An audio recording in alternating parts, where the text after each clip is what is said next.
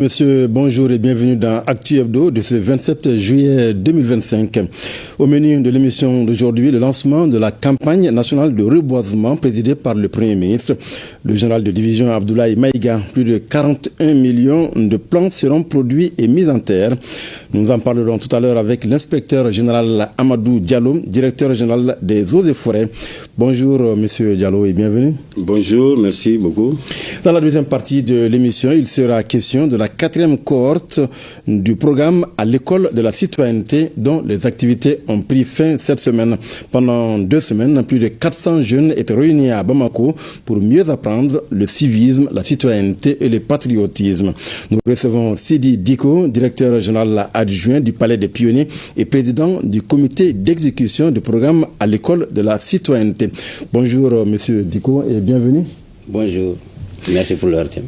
La 31e édition de la campagne nationale de reboisement a été lancée par le Premier ministre, le général de division Abdoulaye Maïga. Pour cette campagne, il est prévu de produire et de mettre en terre plus de 41 millions de plants. L'objectif est de restaurer des terres et lutter contre la désertification. Suivant le reportage de Mamari Koné lors du lancement de la campagne, on se retrouve juste après. C'est au parc des Sofas situé dans la commune rurale de Dogodouma, à quelques kilomètres de Bamako, que le Premier ministre chargé du gouvernement a planté le premier arbre, donnant ainsi le coup d'envoi de la 31e édition de la campagne nationale de reboisement. Cette année, la campagne est placée sous le thème « Reboiser pour restaurer les terres et lutter contre la désertification ». Chaque année au Mali, environ 100 000 hectares de forêt connaissent une transformation en grande partie sous l'effet des changements climatiques. Le choix du parc des Sofas n'est pas anodin. Il résulte d'échanges constructifs avec le ministère en charge de la culture, animé par la volonté commune de préserver ce haut lieu de mémoire nationale, théâtre de la bataille historique de 1883 entre les troupes de Samori Touré et les forces coloniales. Dans cet esprit, mon département a engagé, à travers le projet de restauration des terres dégradées, un sous-projet communautaire de reboisement sécurisé sur environ 5 hectares en partenariat avec la commune de Dogodouma et de la direction régionale des eaux et forêts. Pour cette 31e édition, les objectifs que nous sommes fixés sont ambitieux. Produire 41 384 716 plants, reboiser 31 876,21 hectares de terre et récupérer 385 156 hectares de terres dégradées. Ces chiffres, aussi impressionnants soient-ils, ne sauraient à eux seuls traduire l'ampleur des efforts déployés sur le terrain. Je tiens ici à saluer particulièrement l'engagement actif des collectivités territoriales, de la société civile, des structures communautaires et du secteur privé, dont la participation volontaire et responsable donne tout son sens à cette campagne. Cette formidable mobilisation citoyenne qui ne cesse de croître renforce notre conviction que le reboisement peut et doit devenir un levier durable de résilience écologique au service d'un développement harmonieux et équitable pour tous. Le ministre de l'Environnement, de l'Assainissement et du Développement durable a rendu un hommage mérité aux agents du service des eaux et forêts pour les actions prioritaires engagées dans la digitalisation des services forestiers. Pour le représentant des partenaires techniques et financiers du groupe thématique Environnement et changement climatique, le reboisement n'est pas seulement une action environnementale. C'est un acte de paix, de résilience et de développement durable. C'est pourquoi les partenaires réitèrent leur engagement pour accompagner le gouvernement du Mali pour soutenir ses efforts pour une gestion plus durable des ressources naturelles. Chaque arbre planté aujourd'hui est une promesse pour demain, une promesse de biodiversité, une promesse d'ombre, une promesse de pluie, une promesse de vie tout simplement. C'est pourquoi nous en appelons à une mobilisation collective, décideurs politiques, écoles, collectivités territoriales, entreprises, communautés, familles, chacun a un rôle à jouer. Notre responsabilité collective et individuelle de gardien de la planète nous impose un engagement sans faille et un changement dans nos comportements et nos habitudes afin de renforcer davantage les efforts pour combattre et inverser la tendance actuelle de déforestation et de dégradation des ressources naturelles. C'est l'occasion de saluer le leadership des autorités maliennes pour les efforts constants déployés dans la lutte contre la désertification et les effets néfastes des changements climatiques. Au nom du parrain de la cérémonie, le Premier ministre a rappelé la symbolique de cette campagne avant d'évoquer les actions en cours en vue de faire face aux effets des changements climatiques.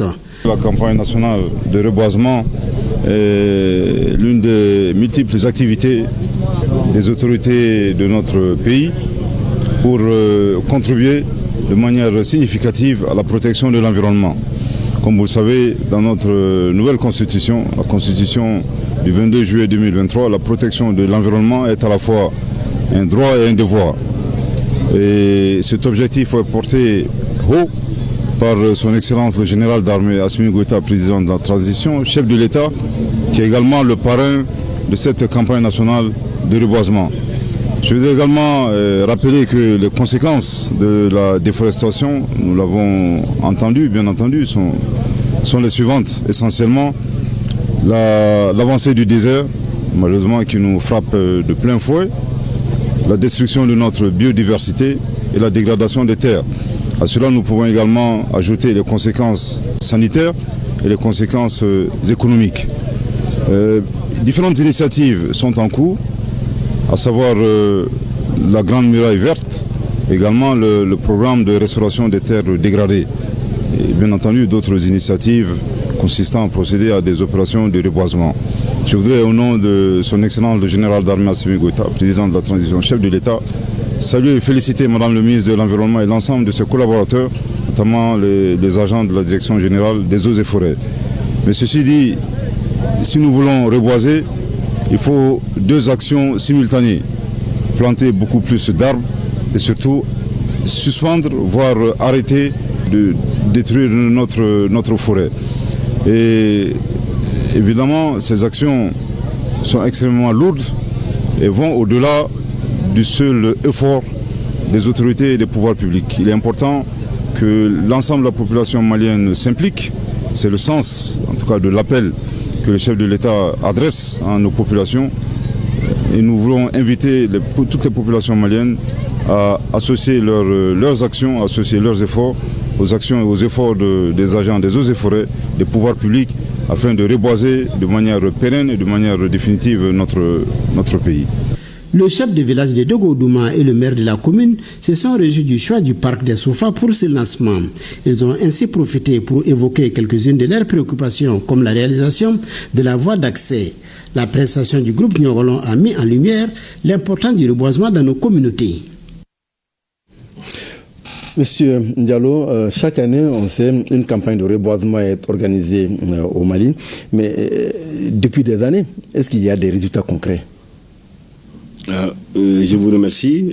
Avant de répondre à cette question, je profite de votre antenne pour remercier l'ensemble des autorités, les partenaires techniques et financiers et les populations de la commune de Dorodma qui sont fortement mobilisées pour donner un éclat particulier à l'événement du lancement de la 31e édition de la campagne de reboisement. Certes, cette activité a été instituée au Mali depuis 1995. Et de 1995 à nos jours, beaucoup d'actions ont été menées. L'État s'est fortement investi avec, à côté des partenaires. En date, beaucoup d'activités de reboisement, de restauration de terres dégradées ont vu le jour. Et juste la campagne de 2024, les arbres plantés aujourd'hui ont donné un taux de survie de l'ordre de 56 à 60%. Et c'est satisfaisant pour vous? Bon, nous pensons peut-être moins satisfaisant parce que nous sommes ambitieux. Nous sommes ambitieux et il est de notre devoir de mettre tout en œuvre, de prendre toutes les décisions nécessaires pour reverdir ce pays. Nous sommes un pays du Sahel. Et vous prévoyez pour cette campagne 2025 plus de 41 millions de plants à produire et à mettre en terre. C'est très ambitieux. Est-ce que c'est réalisable? Oui, je dirais que c'est parfaitement réalisable. Parce que les 41 384 716 plants prévus pour être plantés, ces prévisions émanent des prévisions de beaucoup d'acteurs, des collectivités, des ONG et surtout le département de l'environnement a un projet de restauration des terres dégradées qui ambitionne de reboiser plus de 26 000 hectares. Donc ceci va nécessiter plus d'une production de 31 millions de plants. Mais dans l'ensemble, vous prévoyez 41 millions, plus 41 millions de plants, c'est ça? Oui, ouais. Dans l'ensemble, c'est 41 millions 384 716 plants. D'accord. Voilà. Et tous les acteurs, pour le moment, qui ont fait parvenir leurs prévisions, y figurent. Mais cela ne prend pas en compte des individus qui veulent faire des reboisements dans les champs, des vergers. Donc ça veut dire que sur les 41 millions de plants, tout n'est pas à faire par vous, mais par vos partenaires aussi, des structures des ONG qui ont des programmes, et c'est l'ensemble qui fait 41 millions. Exactement, c'est l'ensemble qui fait 41 millions. Au fait, cette activité de reboisement, ce qu'il faut comprendre, aujourd'hui, les Maliens ont perdu la culture du reboisement. C'est pas comme dans le temps, où vraiment c'était notre fierté de voir les autorités traditionnelles coutumières s'impliquer dans ces activités de reboisement. Aujourd'hui, face à l'avancée du désert, l'État a pris à bras le corps cette activité pour pouvoir redonner vie à nos santé, à nos terres, et à rendre la santé à nos écosystèmes qui sont de plus en plus fragiles. Et vous avez choisi le parc des Sofa. Est-ce que ça veut dire que ce parc était en danger, ou alors qu'est-ce qui justifie le choix de ce parc?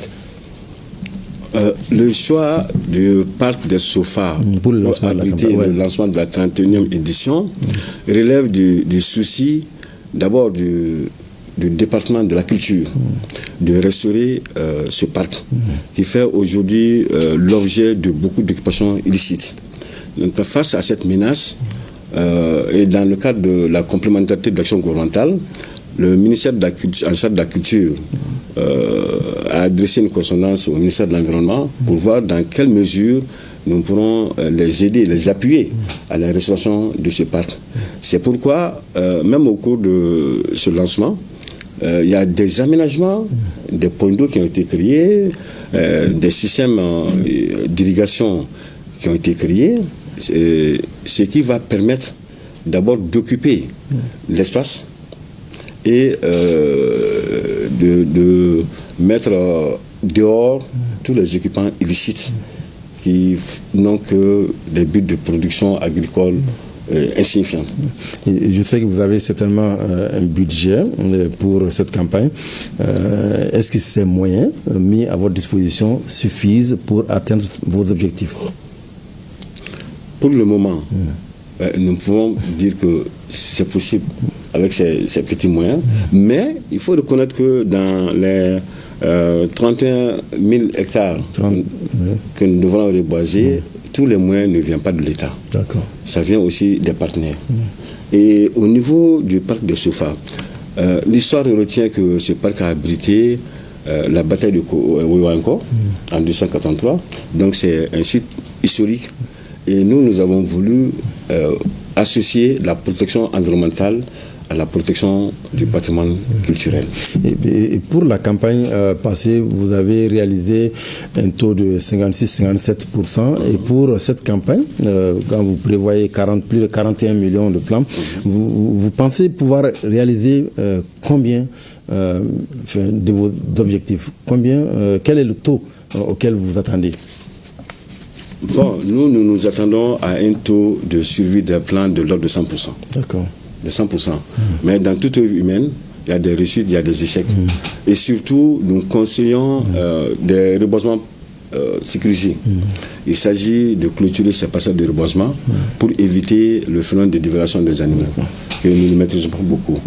C'est vraiment important.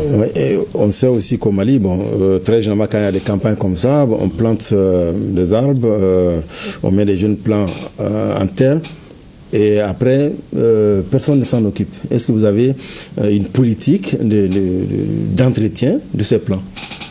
Oui, nous avons une politique d'entretien de ces plans. Quand vous voyez même le message de son Excellence, le général de division Abdel Maïga, Premier ministre et chef du gouvernement, il a dit l'essentiel n'est pas de planter. Il faut entretenir. Il faut entretenir.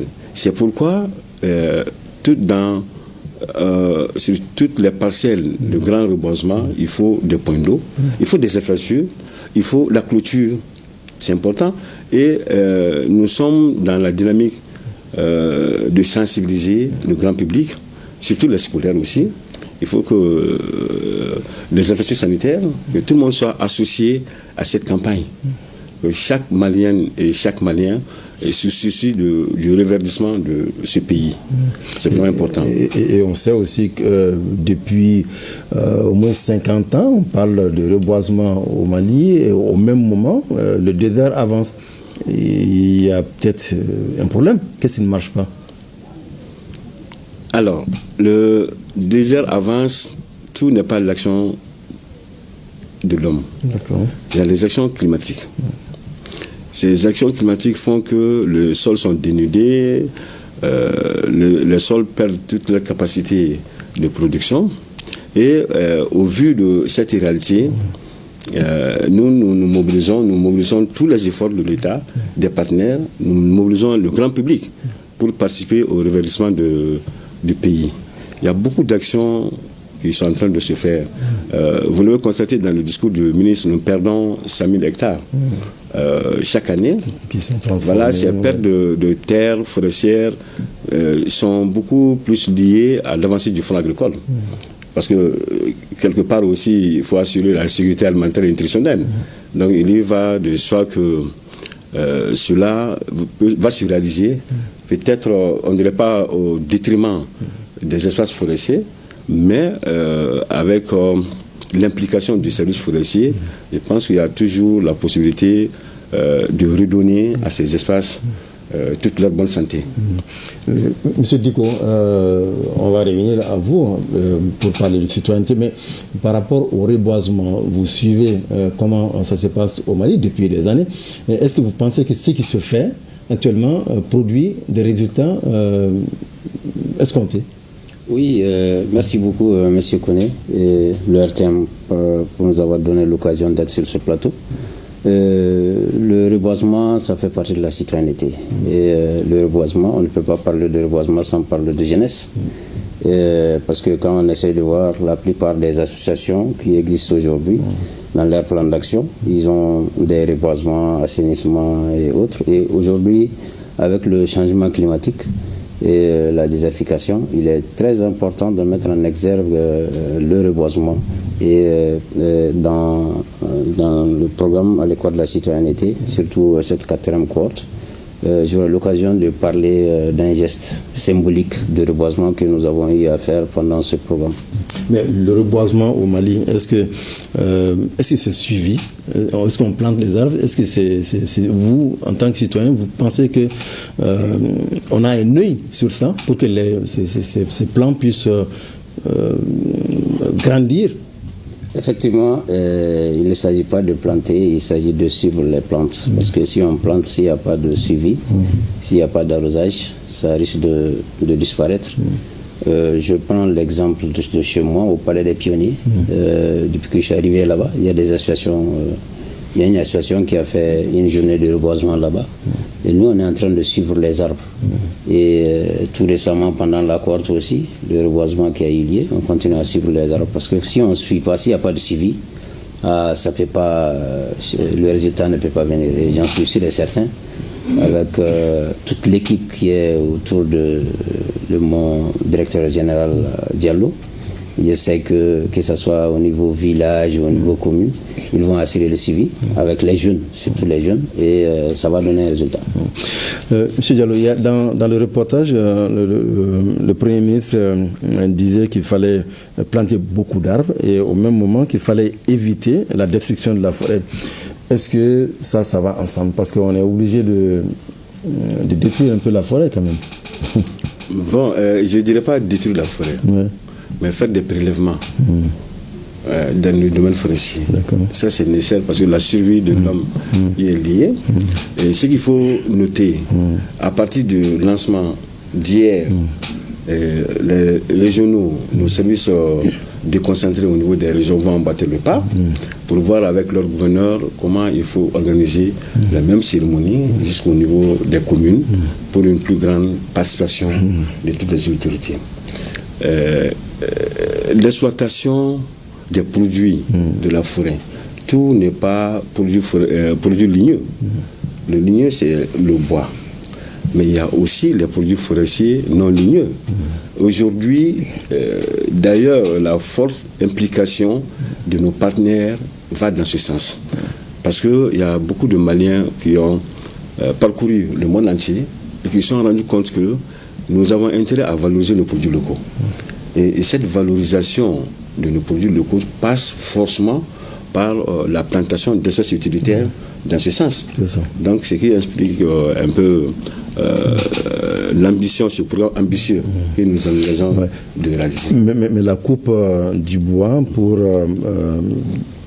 la cuisine et puis pour en faire du charbon, tout ça c'est quand même inquiétant aujourd'hui parce qu'il y a une grande campagne qui doit être menée aussi contre, évidemment pas arrêter complètement, mais au moins limiter les dégâts.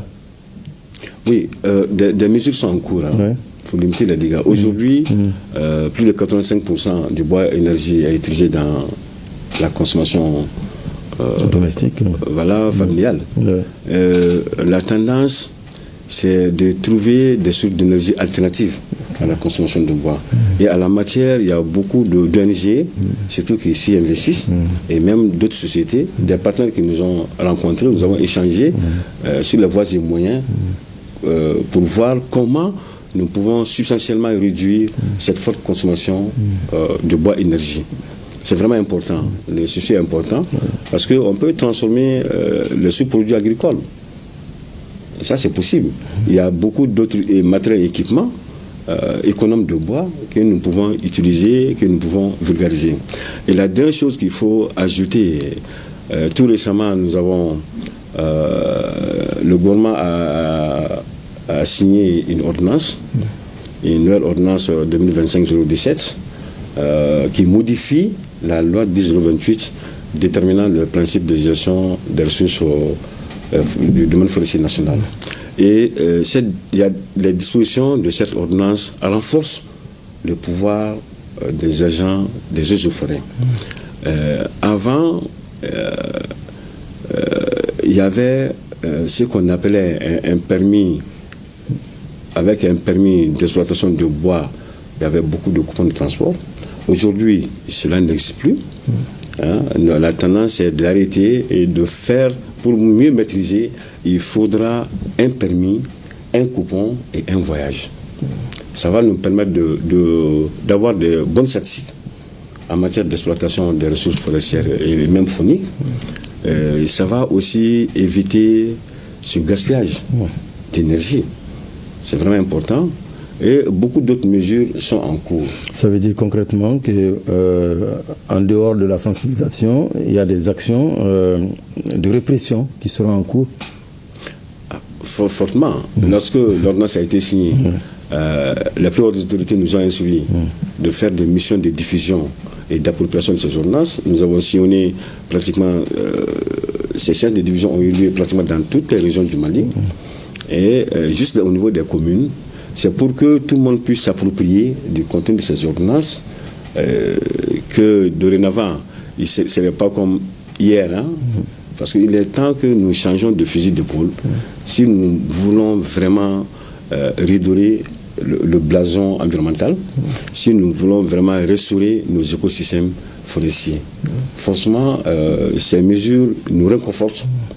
Ça réconforte parce que ça interdit toute possibilité de transaction en matière forestière. Parce que pour couper le bois, il faut un permis. Donc ceux qui n'ont pas le permis seront fortement sanctionnés.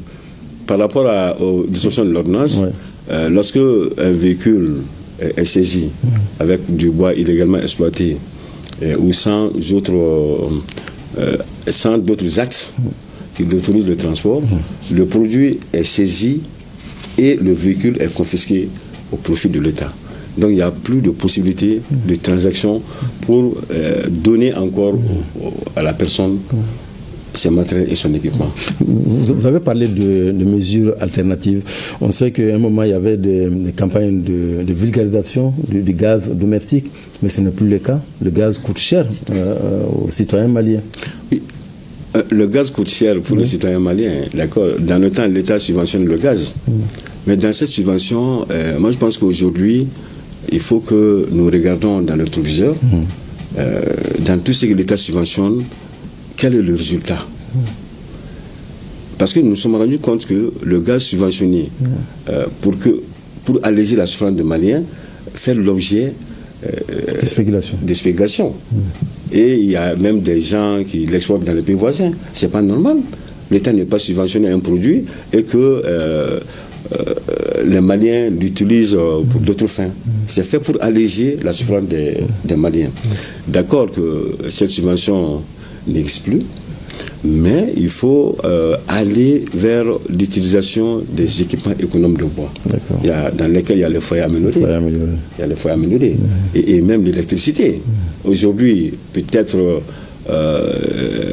nous souffrons un peu, mais il y a des solutions en cours. Il y a des solutions en cours, vraiment qui vont nous permettre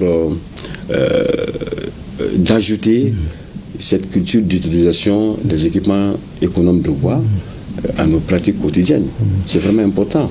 Et dans le même cadre des reboisements, pour les grands travaux routiers, nous avons appuyé le ministère des Transports et des Infrastructures pour élaborer une stratégie de reboisement pour tous les grands sentiers routiers. D'accord. Je pense que cette stratégie... Ça veut dire qu'on détruit un peu la forêt pour faire des routes, mais au même moment, on doit aménager... Au même moment, on doit aménager, et même pour dans le cadre du transport de la haute tension, de l'électricité, forcément, ça va passer par le paysage forestier.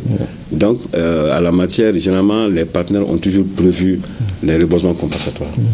Et parlons maintenant de ce programme à l'échelle continentale, la Grande Muraille Verte.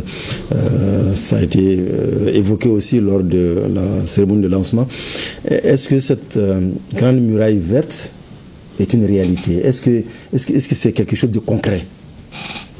Oui, nous pouvons dire qu'aujourd'hui, la Grande Muraille, c'est du concret au Mali. Parce que le Mali a créé, au sein du département de l'environnement, une agence de la Grande Muraille Verte, une agence nationale. Et c'est cette agence qui s'occupe de toutes les activités sur le tracé de la bande qui traverse notre pays. C'est vraiment important. Et en juin tout près, il y a eu la 10e session du Conseil des ministres. Et nous envisageons d'organiser, en fonction de l'agenda des plus hautes autorités, peut-être en mois d'octobre, le sommet des chefs d'État, le 5e sommet des chefs d'État, parce que il y aurait la présence à la Grande Muraille Verte. Oui, la présence de cette agence revient au Mali. Donc, la 5e session du Conseil des chefs de la réunion des chefs d'État aura lieu ici en mois d'octobre. Et la Grande Muraille Verte, ça permet de reboiser une bande quand même importante et qui traverse aussi le Mali, qui va peut-être de l'ouest de l'Afrique jusqu'à l'est. Oui, il s'agit de mettre en place une ceinture de protection environnementale. Mais ce qu'il faut peut-être ajouter, c'est pas seulement la mise en place de cette ceinture de protection environnementale, mais il faut développer des actions de développement. Il faut forcément des actions intégrées dans le domaine de l'élevage, de l'agriculture, sur le plan énergétique. Il faut forcément cela. C'est pour améliorer les conditions de vie des populations sur le tracé de la Grande Muraille. Donc aujourd'hui, la Grande Muraille Verte, c'est une réalité au Mali. Les actions sont en cours. Ils sont en partenariat avec beaucoup d'autres structures ou d'organismes. Il y a des projets qui sont en cours de finalisation aussi pour pouvoir les exécuter sur le tracé de la bande. Donc il ne s'agit pas seulement de reboiser, de planter des arbres, mais aussi d'initier des projets qui peuvent permettre de lutter contre la désertification. Exactement. C'est des projets de développement communautaire qu'il faut ça. Et ce que vous devez aussi comprendre dans le cadre de la lutte contre la désertification, ce n'est pas seulement des actions de reboisement. Il y a des actions de restauration des terres dégradées qui échappent à toute évaluation et même au contrôle du citoyen. Et ces actions portent sur les mesures de lutte anti-résidu. Donc les cordons pierreux, les demi-lunes, les fascines, c'est vraiment important. Et la régénération naturelle assistée. Ce qui va permettre de faire régénérer peut-être ces superficies sans forcément l'intervention de l'homme. C'est ça la régénération naturelle assistée. On va assister, les arbres qui ont été coupés vont se régénérer, ils vont se multiplier. C'est vraiment important. Donc, ces actes de récupération des terres dégradées font partie intégrante aussi des activités de lutte contre la désertification. Une toute dernière question. On sait que, à Bamako, ça va un peu encore, on est un peu au sud, mais au nord du Mali. Est-ce que vous menez une grande campagne de reboisement? Parce que c'est de là que passe le désert. Oui, même Bamako, nous ne pensons pas que ça va trop, parce que nous sommes en train de réfléchir sur un projet Bamako vert. C'est important. Lorsqu'on regarde dans d'autres pays qui n'ont pas plus de moyens que nous, qui n'ont pas plus d'intelligence que nous, nous pouvons reverdir Bamako.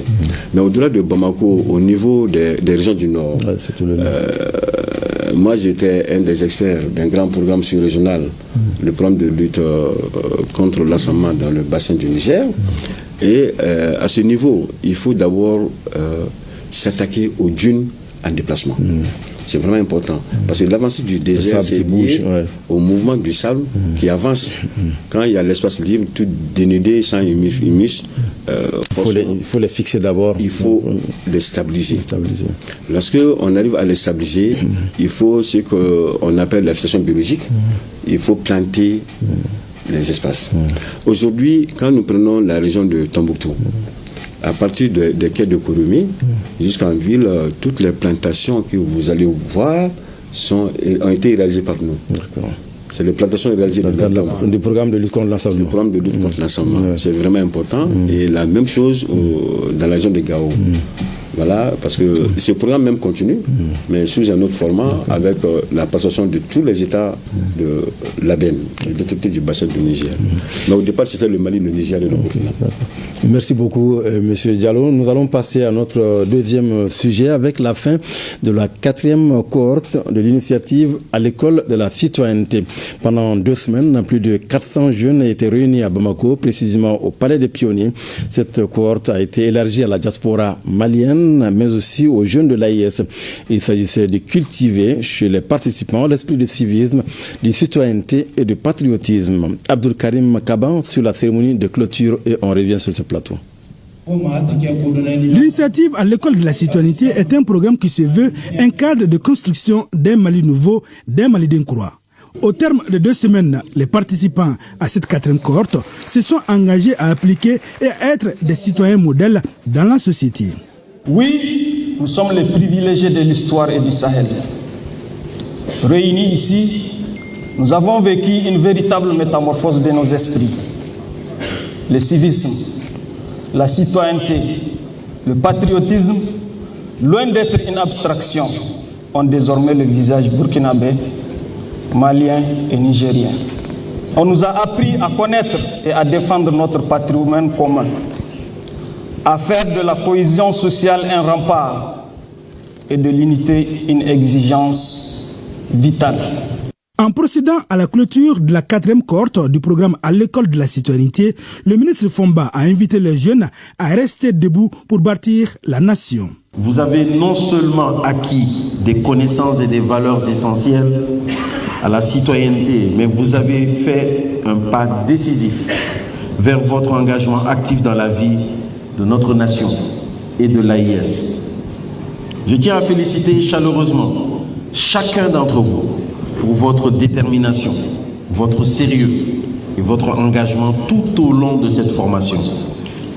Vous êtes désormais porteurs de valeurs fondamentales telles que la liberté, l'égalité, le respect des lois, qui sont des piliers de notre pays. Cette attestation n'est pas seulement une reconnaissance, mais c'est un symbole de votre responsabilité citoyenne. Il vous appartient désormais de faire vivre ces valeurs dans votre quotidien, de contribuer au développement de notre société et de promouvoir la paix et la justice. La citoyenneté, c'est la même chose. L'engagement, c'est la même chose. Le patriotisme, c'est la même chose. Il faut l'arroser tous les jours par des actes, par des comportements, par la façon de dire, de faire et la façon d'interagir avec les autres. Le major de la 4e cohorte est Ousmane Traoré de la commune 4. Il est suivi de Moussa Ouattara de Burkina Faso et Safra Ousmane Sissé de la commune 6. La prestation du serment a mis fin à la cérémonie de clôture de la 4e cohorte du programme à l'école de la citoyenneté. D'être citoyen de mon pays et je m'engage à en être digne. Monsieur Diko, encadrer 400 jeunes pendant 2 semaines, c'est pas facile. Comment ça s'est passé? Merci beaucoup, monsieur Koné. Je commence d'abord par remercier nos autorités. Et remercier le ministre de la Jeunesse et des Sports, chargé de l'instruction civique et de la construction citoyenne, M. Abdul Kasim Fomba, qui nous a mis en mission conformément à la vision éclairée du chef de l'État, le général d'armée Assimi Goïta, président de la transition. Le programme à l'école de la citoyenneté, c'est un programme de civisme et de citoyenneté. C'est un programme qui vise à encadrer et à responsabiliser les jeunes en vue d'en faire réellement des citoyens modèles, pétris de valeurs d'honnêteté, des valeurs sociétales de bravoure, de sens élevé de responsabilité. Le programme a commencé substantiellement en mars 2024. Comme vous le dites, nous sommes à notre 4e cohorte. La deuxième cohorte, la deuxième cohorte a eu la participation de 200 jeunes à Bamako ici. Vous organisez 2 cohortes par an ou non? Non, ça dépend du programme, ça dépend aussi du financement. Nous voulons organiser des cohortes chaque trimestre, ça c'est ce que nous voulons, mais ça dépend aussi, parce que c'est un programme qui demande beaucoup de ressources pour pouvoir le faire. Et pour cette 4e cohorte, quelles étaient les activités menées par les jeunes au niveau du camp des pionniers, parce qu'ils étaient hébergés chez vous? Avant de répondre à cette question, je voulais parler un peu des cohortes passées, parce que il y a un nombre de jeunes formés qui est là. Première et deuxième cohorte, nous avons formé 400 jeunes, 200. À Bamako ici, on fait déplacer les jeunes des régions pour le faire ici. La 3e cohorte, ça c'est une cohorte spéciale composée des présidents du CNJ. Ça c'est 700 jeunes formés pour un total de 1100 jeunes formés. Et cette 4e cohorte, parce qu'il ne s'agit pas seulement de la 4e cohorte de Bamako, il y a les cohortes pilotes aussi des régions. Nous avons ciblé 7 régions, Kaï, Koulkouro, Sigasso, Ségou, Mopti, Gao et Tombouctou. Et dans ces régions, nous avons formé 200 jeunes, plus Bamako 400. C'est ce qui nous donne un total de 1800 jeunes formés. Donc depuis le démarrage du programme jusqu'ici, on a formé 2900 jeunes. Donc c'est important à dire. En 2 ans. Alors, voilà, en 2 ans. Donc le programme, il y a beaucoup d'activités. Les jeunes sont dans un camp pendant 2 semaines. Et logés, nourris par l'État. Et les activités commencent à 5h du matin. Tout le monde est réveillé à 5h. Comme dans un camp militaire. Dans un camp militaire. Un camp civique. D'accord. Alors, ils font les exercices physiques, le sport. Ensuite, la montée des couleurs. Après les exercices physiques, directement, c'est la montée des couleurs. Ça, chaque matin, la montée des couleurs. Tout le monde autour du drapeau. pour monter. Spécifiquement cette année, comme on a élargi, c'est à l'AES, l'Alliance des États du Sahel. Donc nous avons les 3 drapeaux du Mali, du Niger et du Burkina, plus le drapeau de l'AES même. Donc on prend tout le temps pour monter ces drapeaux à travers la lecture de l'hymne. Après ça, après le petit déjeuner, c'est le tour des panels. Donc ça veut dire que les jeunes sont répartis en panels, en groupe? Non, les jeunes sont regroupés, les panels regroupent, on a une grande salle, on a une grande salle de 400 places, et les jeunes sont regroupés dans la salle, et le formateur vient, il forme tout le monde. Mais après ça, les jeunes ils sont divisés en sections, comme au niveau de Bafo et autres. Et voilà, chaque section est une famille, ils mangent ensemble, ils font des activités ensemble, tout. Mais les formations même, ça se fait en groupe. Parce qu'il y a des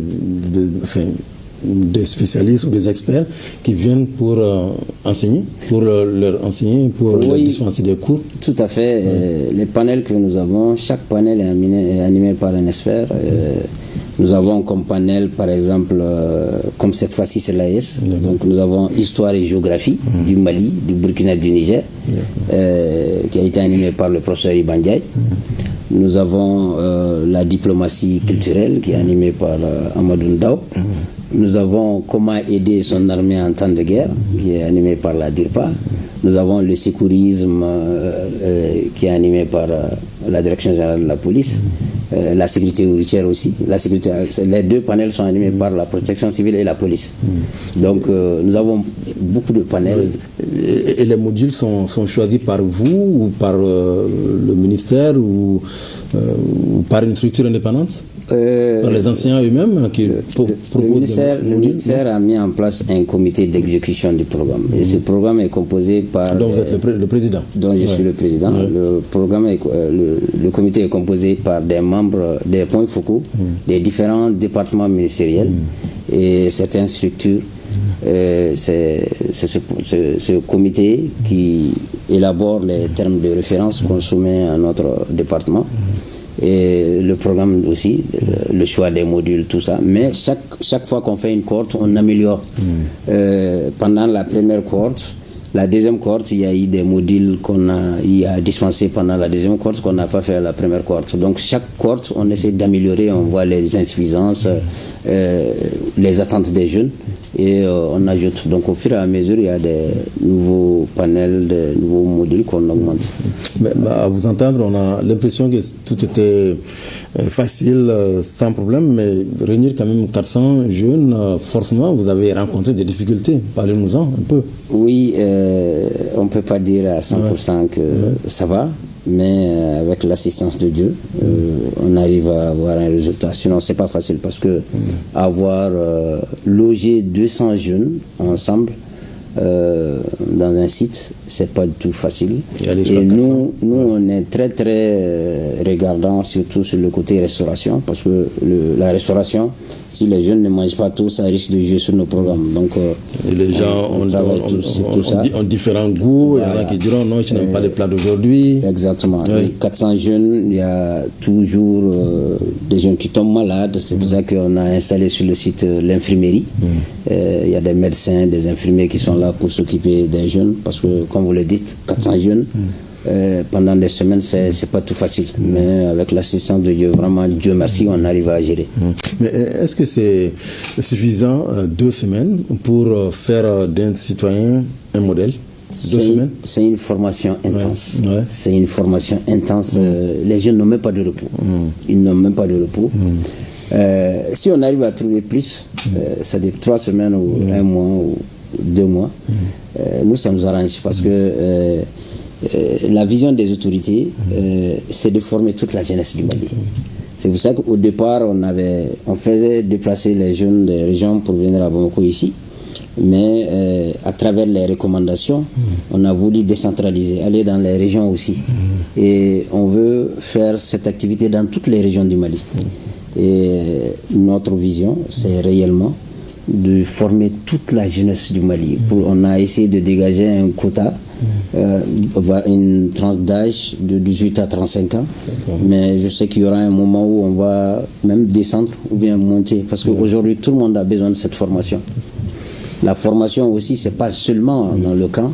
Il y a des sorties aussi. Il y a des visites sur les sites historiques comme Sibi, comme musée, mémorial. Donc tout ça, ça fait partie du programme. Monsieur Diallo, quel est le regard que vous portez sur ce programme à l'école de la citoyenneté? Un bon regard. Un bon regard. L'école, ces sessions de formation sur la citoyenneté, c'est important pour nous. Parce que ça permettra, moi je dirais même, c'est même un éveil de conscience, c'est un rappel. Juste, il invite des jeunes surtout, qui sont la force de demain, à revoir un peu nos anciennes culture, nos valeurs ancestrales. C'est important, il faut qu'on revienne à ça. Parce que nous nous sommes rendus compte que dans le temps, on n'assistait pas trop à ces coupes d'arbres. Et comment les AO faisaient? Juste, c'était des mesures conservatoires qui existaient, que tout le monde respectait. Donc c'était une prise de conscience depuis l'enfance jusqu'à l'âge adulte. Tu te rends compte que dans telle zone, on ne doit pas exploiter, on ne doit pas faire ça, on ne doit pas faire ça. Et avec la sensibilisation, on arrivait à conserver. À conserver. Et même les ressources phoniques, aujourd'hui, qui font l'objet aussi des migrations. Donc, il faut maintenant, même avec la sensibilisation, voilà. Il faut impérativement qu'on revienne à ces valeurs ancestrales. Je pense. C'est une invite vraiment à tous les Maliens. Et moi, je dirais 2 semaines pour moi-même, c'est trop. Si le citoyen a la volonté de changer le visage de son pays. Pour cette citoyenneté, 2 semaines, on peut aller au-delà, mais pour moi, 2 semaines, c'est trop. Si nous avons conscience de ce que nous sommes, de ce que nous pouvons faire pour ce pays, et de ce que nous voulons que ce pays soit. C'est vraiment important. Parce que le citoyen modèle, ça profite à tous les secteurs. À tous les secteurs. Il faut qu'il se rende compte que ça, je ne dois pas le faire. Le Premier ministre, son Excellence, le général de division Abdoulaye Maïga, il a dit, c'est prévu dans la Constitution du 22 juillet 2023, la protection de l'environnement est un devoir et un droit. Et cette formation sur la citoyenneté, moi je pense que c'est un rappel à notre devoir, à notre sens civique. Il faut ça. Il faut qu'on se donne la main pour construire ce pays. Merci. Monsieur Diko, vous préparez déjà la prochaine cohorte. Est-ce que vous avez déjà une idée de la date et puis de ceux qui seront retenus comme participants? Bon, j'ai pas une idée de ceux qui seront recrutés parce qu'il y a un appel. Oui, on lance les appels à candidature, on met une plateforme. Mais vous comptez quand même organiser la 5e cohorte en 2025 ou en 2026? Ça dépend de nos autorités. Ça dépend de nous. Tout de suite, on va finir, on va commencer à travailler sur les documents. Nous allons proposer une date aux autorités, au ministre de la Jeunesse et des Sports, chargé de l'instruction civique et de la construction citoyenne. C'est celui qui nous met en mission. Vous définissez aussi les critères? Oui, on définit, effectivement, on définit les critères et on met la plateforme en ligne, parce que les jeunes postulent en ligne. C'est ça. Donc, le quota aussi, nous allons voir, soit garder les 400 ou bien aller au-delà, ça dépend. Le Palais des Pionniers est en chantier. Si on arrive à finir vite, on pourra même augmenter sur le quota. Et quels sont les critères? Est-ce que c'est déjà clair? Parmi les critères, d'abord, il y a l'âge. De 18 à 35 ans? Oui, 18 à 35 ans. Là aussi, ça dépend de la volonté politique des autorités. Ils vont nous demander d'élargir ou bien d'augmenter ou bien de descendre. Et il y a la nationalité. Les cohortes passées, obligatoirement, il faut être malien. Mais pour cette 4e cohorte, on est allé. Avec le pays, il faut être malien, nigérien ou burkinabé. Donc, il y a un quota pour les autres pays de l'AES, quoi. Tout à fait, tout à fait. Pour cette quatrième cohorte qu'on venait de terminer, c'était 10-10 pour le Niger et pour le Burkina. Bon, on a reçu 11 du Burkina parce qu'ils sont venus avec un encadreur qui était avec nous. Pour la cinquième cohorte, on peut aller au-delà, on peut augmenter sur le quota. Et même à Bamako, ici aussi, il y a des quotas. La cohorte passée, on avait donné 30 par commune. Voilà, donc la diaspora aussi a un quota. Donc on dégage toujours un quota. Les critères sur l'âge, là, c'est vraiment, on tient beaucoup à ça.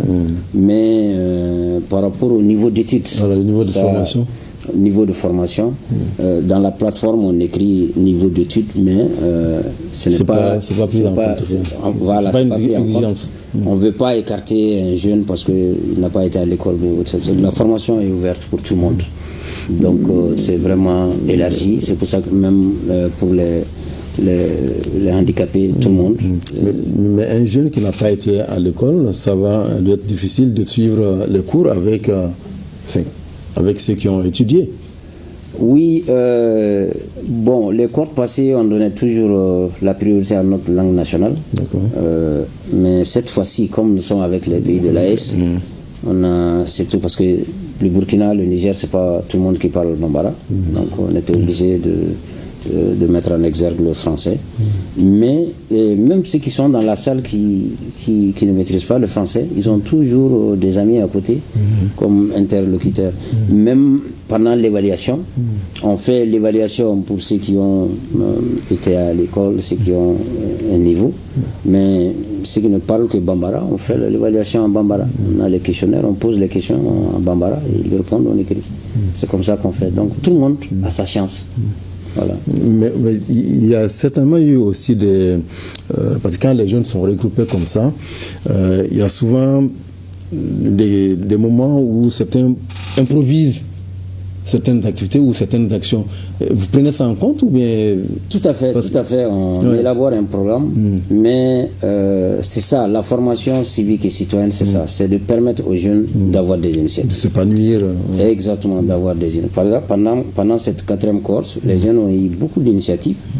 Ils ont eu l'initiative de faire un reboisement symbolique, 3 arbres. Qui représentent nos 3 présidents. Voilà, donc nos 3 présidents ont leur arbre au sein du Palais des Pionniers qu'on va suivre. En plus de ça, ils ont eu l'initiative d'ouvrir une caisse. Donc chaque arbre a un nom. Il y a un arbre Assimi Goïta, un arbre Tchaini, puis un arbre Ibrahim Traoré. Tout à fait. D'accord. Et là, ça, vous allez suivre ça particulièrement. On n'a même pas le choix. En plus de ça, ils ont eu l'initiative d'ouvrir une caisse de solidarité à l'endroit des femmes, où ils ont collecté 385 10 francs. D'accord. Et on les a donné la possibilité d'amener ça eux-mêmes au niveau de l'état-major pour remettre à l'armée. Donc, et c'est une initiative qu'ils ont eu, pas au début, mais 4 jours avant l'événement. Vous voyez, donc eux-mêmes, ils ont mis de l'argent dans la caisse. Donc les panélistes aussi, les différents panélistes, quand ils passent, ils mettent quelque chose dans la caisse. Voilà. M. Diallo, c'est le fait qu'il y ait cette initiative de planter des arbres, ça vous réconforte? Oui, franchement, ça nous réconforte. Ça nous réconforte. C'était même pas dans le programme, mais ce sont les jeunes qui ont initié. C'est vraiment une bonne chose. Imaginez aujourd'hui, si chaque Malien plantait un arbre, au moins pour cette campagne, on aurait planté plus de 20 millions, 22 millions d'arbres. C'est important. Et ça, c'est pas l'État, c'est l'individu. Il faut que cette culture soit développée au niveau des familles. C'est vraiment important. Planter dans sa maison, sur le bord, devant sa maison, je pense que ça serait ça. C'est du civisme aussi. C'est du civisme. C'est ça. Et il vient de le dire, cette contribution financière, c'est purement symbolique. Mais ça ne devrait pas se limiter seulement à la cohorte formée. C'est plutôt tous les Maliens. C'est tous les Maliens qui doivent participer à l'effort de guerre. Parce que cette guerre, c'est pour le Mali. C'est pas pour quelqu'un, c'est pour le Mali. Et c'est pour l'intérêt des Maliens. Une dernière question, monsieur Diko. Comment vous allez faire maintenant pour le suivi des jeunes qui sont formés chez vous? Les jeunes, nous sommes en contact avec eux, toutes les cohortes, depuis la première jusqu'ici. Avec les nouvelles technologies, WhatsApp nous facilite un peu la tâche. On a un groupe. Oui, on a un groupe qu'on appelle Alumni. Parce que pour chaque cohorte, on regroupe les jeunes sur un groupe WhatsApp. Mais après la formation, on a un grand groupe qu'on appelle Alumni. Donc ils sont sur ce groupe, on les suit. Ils font des activités parce que les jeunes, dès qu'ils rentrent, ils font beaucoup d'activités dans leurs initiatives, dans leur communauté, sous leur propre initiative. Pas d'argent à leur donner, mais eux-mêmes, souvent, ils cotisent pour faire des actions. Et ils partagent ces actions avec nous. Ça nous permet de les suivre. En même temps, nous aussi, quand on a des opportunités, on les envoie à travers cette plateforme. Quand on a besoin de les réunir aussi pour des activités, on partage avec eux. Et beaucoup de jeunes aussi, souvent, quand nous avons des opportunités, surtout d'emploi, on les met en priorité parce que c'est des jeunes bien formés et le pays a besoin d'eux. Voilà. Merci beaucoup, Monsieur Diko. Merci également à vous, Monsieur Diallo. C'est la fin de cette émission d'aujourd'hui. Je vous remercie de l'avoir suivi. Tout de suite, le journal de 13h. Excellent après-midi à toutes et à tous. Au revoir. Merci.